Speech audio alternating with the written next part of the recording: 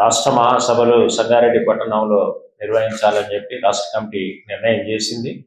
దాన్ని సంగారెడ్డి పార్టీ జిల్లా కమిటీ అక్కడ ఉన్నటువంటి కార్యకర్తలందరూ కూడా పెద్ద ఎత్తున ఏర్పాట్లలో నిమగ్నమయ్యారు.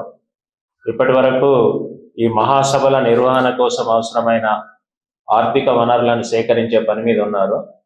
అయితే సిపిఎం పార్టీ కార్మిక వర్గ పార్టీ, శ్రామిక వర్గాలకు నాయకత్వం వహిస్తున్నటువంటి పార్టీ. అందుకని కష్టజీవుల పక్షాన మేము ఈ నిధి సేకరణ చేస్తున్నాం.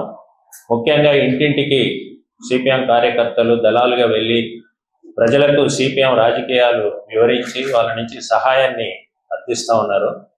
అట్లాగే సిపిఎం నాయకులు అనేక మంది కార్మిక వర్గంలో ఉండి ట్రేడ్ యూనియన్లకు నాయకులుగా కార్మికుల వేతనాలు పెంచడంలో, ఉద్యోగ భద్రత కాపాడడంలో నిరంతరం పోరాడుతూ ఉన్నారు. ఆ కార్మికులను కూడా ఈ సందర్భంగా వెళ్ళి ఈ మహాసభల జయప్రదానికి సహకరించాలని కోరితే మంచి రెస్పాన్స్, బ్రహ్మాండమైన స్పందన కార్మిక వర్గం నుంచి కూడా వస్తూ ఉంది. అందుకని సిపిఎం పార్టీ 4వ మహాసభలు కార్మిక వర్గం యొక్క సహకారంతో, కష్టజీవుల యొక్క సహకారంతో సంగారెడ్డి పట్టణంలో నిర్వహించబోతా ఉన్నాం. దానికి అవసరమైనటువంటి ఏర్పాట్లు, స్పందన మాకు చాలా ఉత్సాహాన్ని ఇస్తూ ఉన్నాయి. ఈ మహాసభలు బాగా జరుగుతాయనేటువంటి విశ్వాసం కూడా కలుగుతూ ఉంది. రెండో విషయం, ప్రతినిధులు వివిధ జిల్లాల నుంచి ఎంపికైనటువంటి ప్రతినిధులు 700 మంది హాజరవుతా ఉన్నారు. వీరితో పాటు ఆహ్వానితులు, శ్రేయోభిలాషులు, ఇతరులు కలిపి 1000 మందికి అక్కడ అవసరమైన వసతి ఏర్పాట్లు కూడా మేము చూస్తున్నాం. సంగారెడ్డి చిన్న పట్టణం, హైదరాబాద్కు దగ్గర ఉంటుంది కాబట్టి వసతి ఏర్పాట్లు కొంత పరిమితంగా ఉన్నప్పటికీ కూడా మేము ఉన్న దాంట్లో అందరికీ వసతి ఏర్పాటు చేయడానికి కూడా మంచి ప్రయత్నం అక్కడ జరుగుతూ ఉంది. మూడోది, 25వ తారీఖు నాడు బహిరంగ సభ నిర్వహిస్తూ ఉన్నాం. ఆ జిల్లాలో ఉమ్మడి మెదక్ జిల్లాకు సంబంధించినటువంటి మా శ్రేయోభిలాషులు కానీ, శ్రేణులు, అట్లాగే ప్రజలు, వీళ్ళందరినీ కూడా మేము సమీకరిస్తూ ఉన్నాం. దీనికి సంబంధించి ముఖ్య వక్తగా కమ్రేడ్ బృందా కరత్ గారు, వారి పార్టీ పోలిట్ బ్యూరో సభ్యులు, వారు దీనిలో పాల్గొనడానికి అంగీకరించారు. వారు ముఖ్య అతిథిగా వస్తూ ఉన్నారు.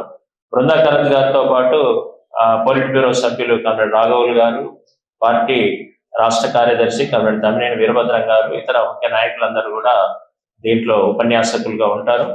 ఈ ర్యాలీ, బహిరంగ సభ కూడా పెద్ద ఎత్తున జయప్రదం చేయడానికి అక్కడ ఏర్పాట్లు జరుగుతూ ఉన్నాయి. వీటితో పాటు కొన్ని మల్టీఫేరియస్ యాక్టివిటీస్ ఈ మహాసభను దృష్టిలో పెట్టుకొని కొన్ని సేవా కార్యక్రమాలు, ఉదాహరణకు రక్తదాన శిబిరాలు, మెడికల్ క్యాంప్స్ వివిధ గ్రామాల్లో, పట్టణాల్లో ఇప్పటికే నిర్వహిస్తూ ఉన్నాం. అట్లాగే వీటితో పాటు కొన్ని ఉపన్యాసాలు, సెమినార్స్ కూడా పెద్ద ఎత్తున కండక్ట్ చేస్తున్నాం. అంటే అక్కడ ఉండేటువంటి శ్రేణులకు ఇప్పుడున్నటువంటి సమకాలీన రాజకీయ పరిస్థితి, సిపిఎం యొక్క వైఖరి, ఇవన్నీ వివరించడానికి సెమినార్స్ కూడా జరిగినాయి. ఇప్పటికే కమ్రేడ్ రాఘవులు గారు సెమినార్లో మాట్లాడారు.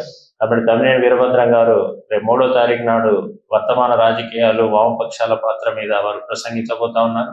వీరితో పాటు ఇతర నాయకులు చాలా మంది ఇప్పటికే ఈ సెమినార్లలో పాల్గొన్నారు. కాబట్టి మొత్తంగా చూసినప్పుడు మొదటిసారి సంగారెడ్డి జిల్లాలో, ఉమ్మడి మెదక్ జిల్లాలో ఈ రాష్ట్ర స్థాయి మహాసభలు జరగడం అనేటువంటిది అక్కడ కార్యకర్తలు కూడా పట్టుదలగా, చాలా ఉత్సాహంగా స్వీకరించి కార్యక్రమాలు జయప్రదం చేస్తూ ఉన్నారు. అందుకని దీనికి అవసరమైనటువంటి సహాయ సహకారాలు ప్రజల నుంచి రావాలని చెప్పి, శ్రేణుల నుంచి కూడా రావాలని చెప్పేసి మీ ద్వారా ఆహ్వాన సంఘం తరఫున నేను అర్థిస్తూ ఉన్నాను. ధన్యవాదాలు.